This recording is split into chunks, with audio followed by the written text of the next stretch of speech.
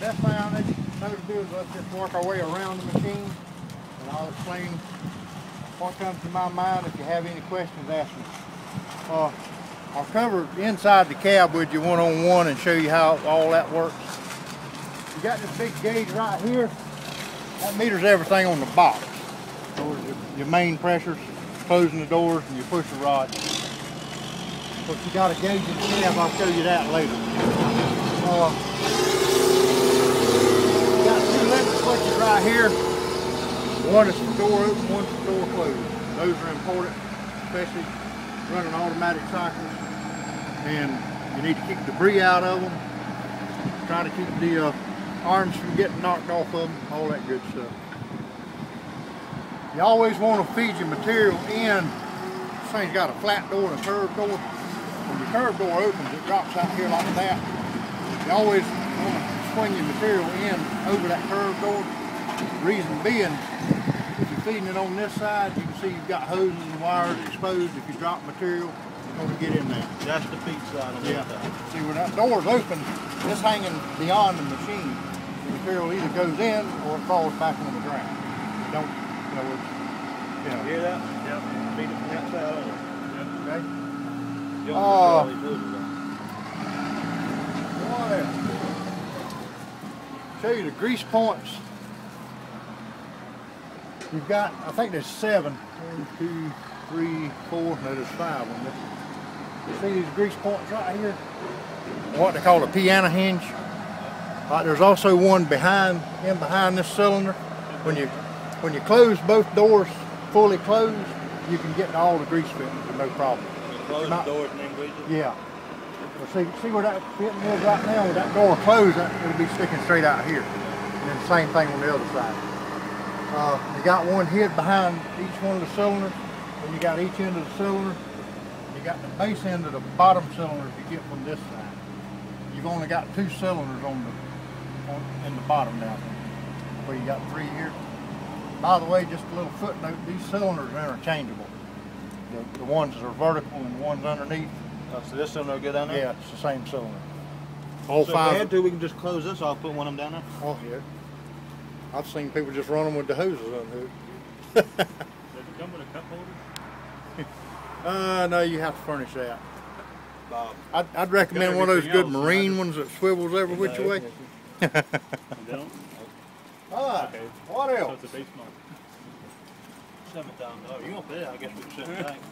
You also got a limit switch here. This one tells it when you push a box back. It also tells it when you push a block. It don't tell it where it's at, but it knows if that block is not there.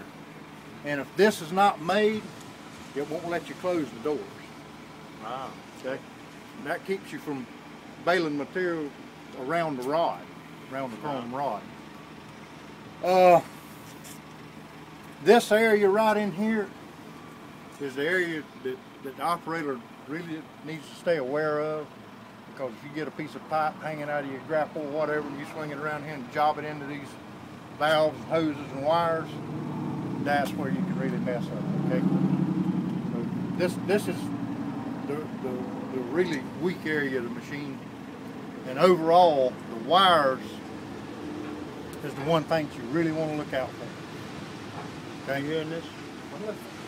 Shield around there. Of course, you got a nice guard plate there to help keep you from dropping stuff in there. I'll give you a quick explanation of the valves the best I remember. You've got, that one goes up yonder. Well,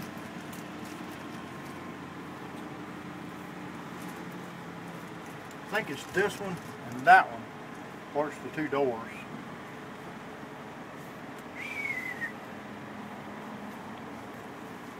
Not sure. I don't remember what this one is.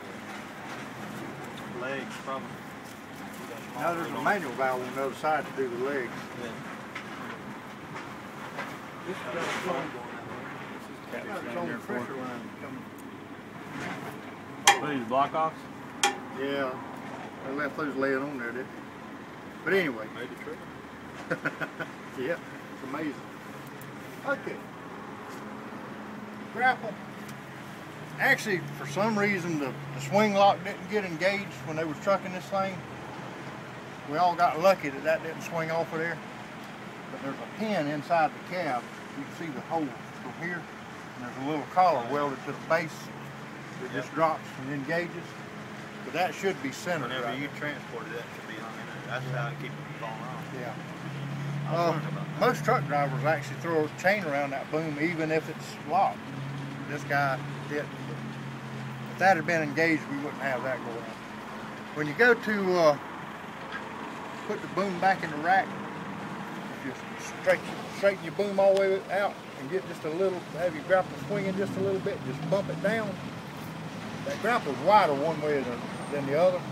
I like to turn it the narrow way, like this. But if you just kind of bump it down, it'll slide right on down for you. I guess that's the only position you can get out of the cab, huh? Yeah, pretty much. So what do you do when you need to change hoses on What's that? The grapple? You can swing the grapple off out here. You have to have a little bit of monkey in you. I'll be honest with you. You have to kind of climb around. But you can set it down on the ground and work on it. Back to the doors. You got a curved door and a flat door. Of course, y'all guys are Baler material. But your curved door comes up, and that flat door follows the contour of your curved door. You always want to work the curved door first.